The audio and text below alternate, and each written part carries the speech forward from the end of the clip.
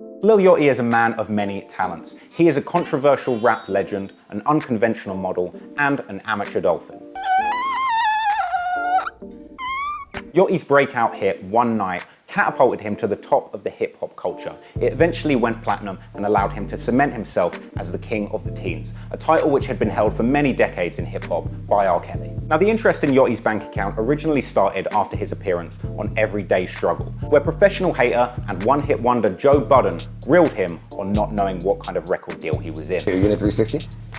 I don't know. If you don't know you're in the 360, you're in the 360. You do know what a 360 deal is, though. So a 360 basically is the label eats off of everything. We are the people that are making the act famous. I've made back all of the money that I was given in my You advance. might not have been given very much money, so that's an empty statement to me. Joe later clowned him even more for only selling 40,000 units of his debut album, Teenage Emotions. Yachty justifies not great album sales. I said that Yachty won't be here in 5 years. His business acumen seemed a little off when he came here. Unless he produces music, again, that people want to hear, everything else will falter. It was following these comments that the CEO of Lil Yachty's QC record label and amateur NASCAR driver, Pierre P. Thomas, left a comment on Academic's Instagram account saying that Lil Yachty had made $30 million in 16 months. So how did Little Boat end up with a bank account bigger than the Titanic and a neck full of icebergs? Well, following Pierre's comments, Complex had an amazing article where they kind of guesstimated exactly where all of that money had come from.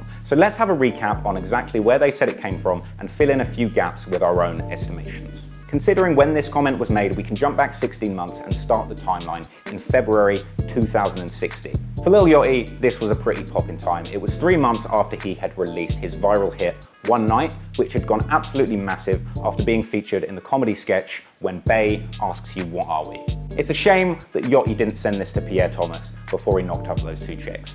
And it was that month, February 2016, that Yachty put out his debut mixtape, Lil Boat. The mixtape was met with mixed responses. Complex put it on their best albums of 2016 list, whereas Pitchfork called it a grating mess. That same month, Yachty was actually brought on board to model for Kanye West's Yeezy Season 3 debut, which to me looks like the hardest game of hip-hop musical statues in history. 2 months after that, he released the hit song Broccoli with Dram, a catchy tune with an awesome video, and it proved that Lil Yachty was a multi-talented musical mastermind. He's seen in the video spitting absolute fire as well as playing an instrument that he would most likely describe as a cello. I thought a cello was a woodwind instrument, and it is not. Fucked up, I thought Squidward played the cello.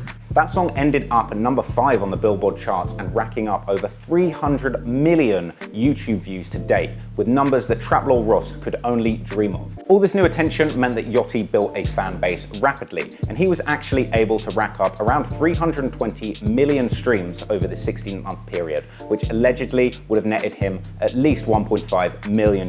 And the song Broccoli alone actually racked up even more streams than Yachty's entire catalogue over this period. So estimates out there suggest that Yachty could have banked about $1 million just from Broccoli alone. So now an enormous fan base are itching for Lil Yachty's music. So you know what that means? Show money.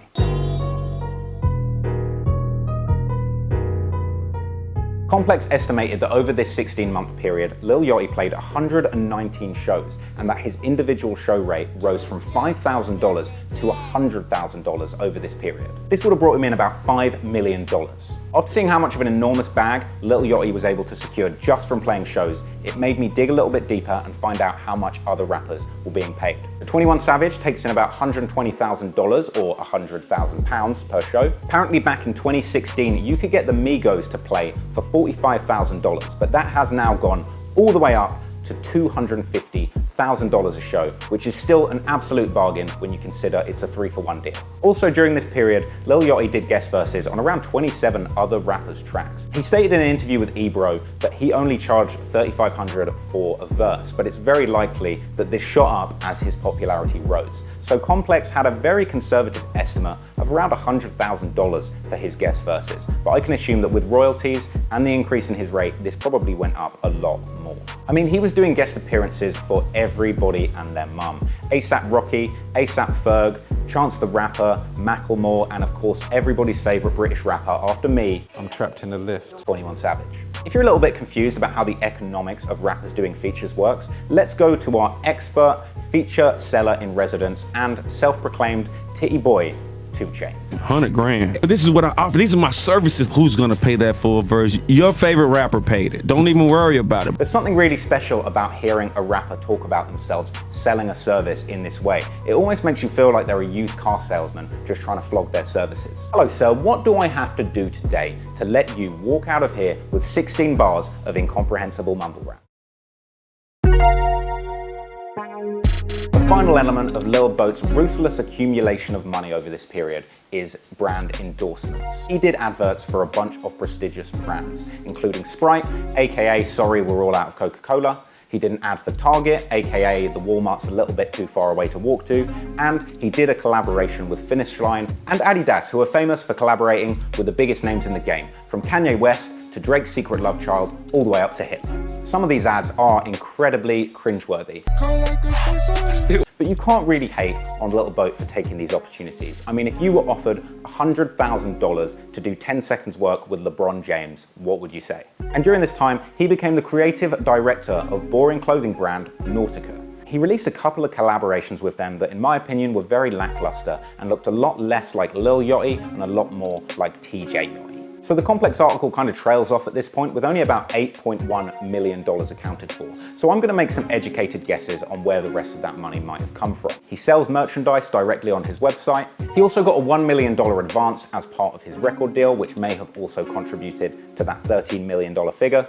And finally, he could be involved in any number of non-music related business ventures. During an interview with DJ Vlad, he actually talked a little bit about how he was interested in investing in the stock market and, kind of alarmingly, cryptocurrency. Bitcoin, I know a lot about Bitcoin just because, what I used to do before I became a rapper illegally. So if a bunch of his income for that 16-month period is based on cryptocurrency, it's highly likely that that figure could have been revised down from $13 million in 2017 to about 20 cents in 2019. So there you have it. That's how Lil Yachty was able to make $13 million in 16 months. So what is next for this young hustler? Yachty's actually very engaged in politics, and who knows, maybe one day we will be seeing President Boat. In 2016, during the election, he actually threw his support behind the little-known candidate, a wet fart. Who you voting for? Thank you for watching. I hope that you enjoyed that video. If you liked it, make sure that you like and subscribe below. Peace out.